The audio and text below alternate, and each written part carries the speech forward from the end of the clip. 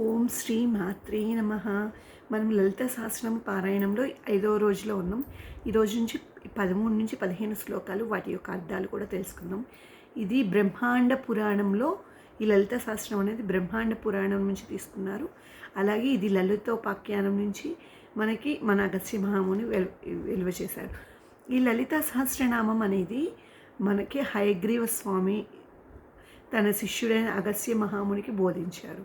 ఆయన ఎంత చెప్పినా మిగతా ఆయన్ని నేర్పించారంట, కానీ ఈ లలిత సహస్రనామం అంత ఈజీగా నేర్పిలేదంట. ఎందుకో తెలియదు మరి. ఎందుకంటే ఈ లలిత సహస్రనామం చదవాలంటే మనకి భక్తి, శ్రద్ధ అన్నీ ఉండాలి. అలాగే మనకి ఓం నమ శివాయ అని పంచమంత్రం అనేది ఉండాలి అంటారు. కానీ మన మానవజాలు మనం భక్తి శ్రద్ధలతో చదివితే ఈ లలిత సహస్రనామం చాలు. ఈ లలిత సహస్రం ఎక్కడి నుంచి ఆవిర్భవించిందో చూద్దాం. లలిత సహస్రనామం అనేది అమ్మవారు చిదగ్నికుండం నుంచి వస్తారని చెప్పుకున్నాం కదా. ఆ చిదగ్నికుండం నుంచి వచ్చిన అమ్మవారు తనలోంచి పుట్టించిన శక్తి సేనలే ఈ లలిత సహస్రనామ పారాయణం చేశారంట మొదటిగా.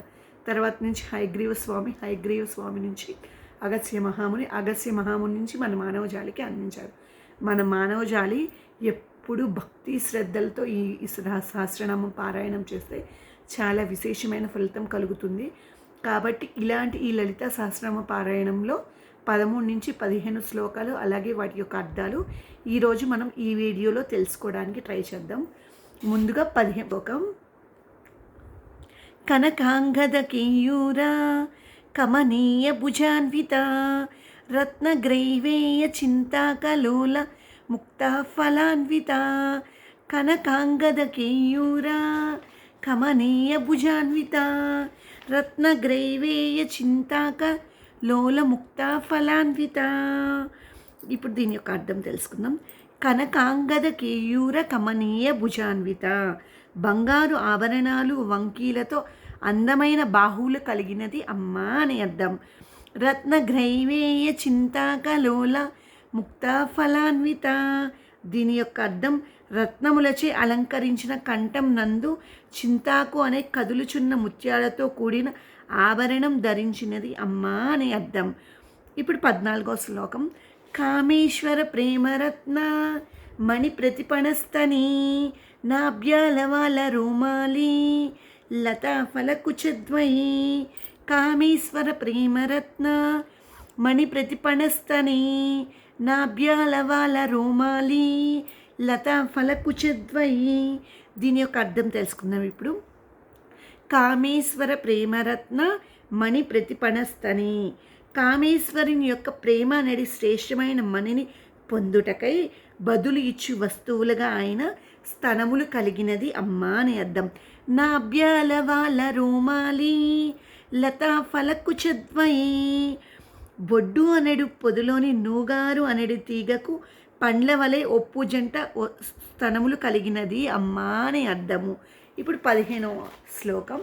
లక్ష్య రోమలతాధారత సమున్నేయ మధ్యమా స్తనభారదళన్మధ్య పట్టబంధవళిత్రయ.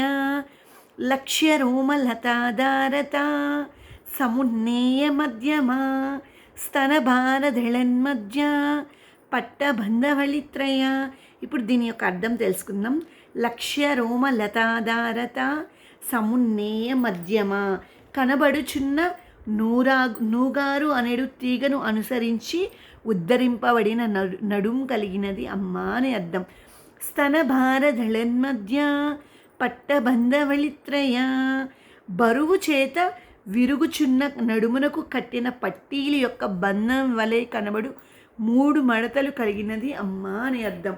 ఇప్పుడు మనం ఈ లలిత సహస్రనామంలో 13, 14, 15 శ్లోకాలు, అలాగే వాటి యొక్క అర్థాలు, ఆ శ్లోకాలు ఎలా స్పష్టంగా పలకాలి, ఏది ఎక్కడి వరకు ఆపాలనేది నేర్చుకున్నాం.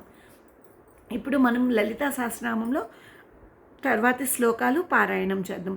ఓం శ్రీ మాత్రే నమః. ఈ వీడియో కనుక మీకు నచ్చినట్టయితే లైక్ చేసి, షేర్ చేసి, సబ్స్క్రైబ్ చేసుకోవడం మాత్రం మర్చిపోమాకండి. అలాగే తర్వాత 3 శ్లోకాలు 16, 17, 18 శ్లోకాల్లో కలుద్దాం. ఓం తత్సత్. ఏతత్ఫలం శ్రీ విష్ణుకుల బ్రహ్మార్పణ.